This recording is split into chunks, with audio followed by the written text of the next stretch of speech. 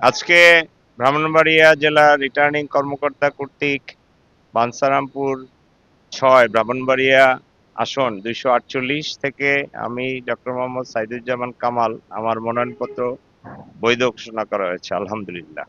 আমি বর্তমানে এই আসন থেকে স্বতন্ত্র প্রার্থী হিসাবে মনোনয়ন জমা দিয়েছি।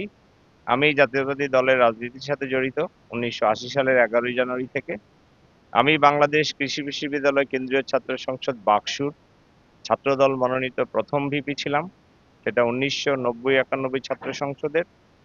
পরবর্তীতে এখনো আমি সেই দলের ধারক বাহক এবং সম্পূর্ণ আস্থা নিয়ে এই দলের প্রতি কাজ করছি।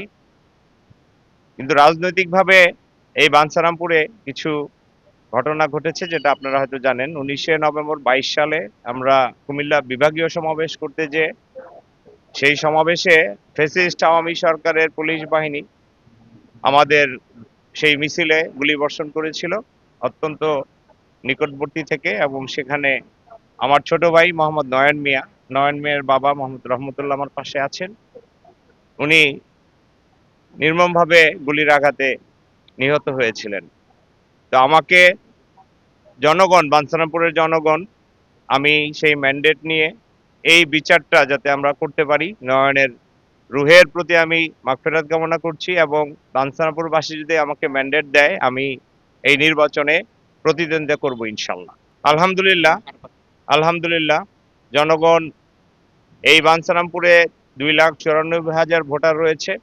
আমি নিজেকে একজন সৎ কর্মী, এবং এই বাঞ্ছারামপুর বাসী জানে যে আমার বাবা একজন শিক্ষক ছিলেন, আমি বিশ্ববিদ্যালয়ে শিক্ষকতা করি।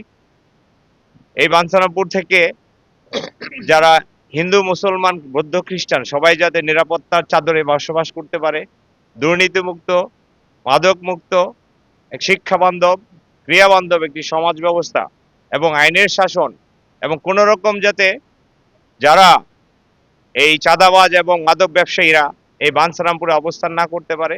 আমি যদি আপনাদের ম্যান্ডেট পাই, আমার এটা সর্বপ্রথম এই প্রক্রিয়াটি থাকবে যাতে বাঞ্ছারামপুর মানুষ নিরাপত্তার সাথে বসবাস করতে পারে ইনশাআল্লাহ।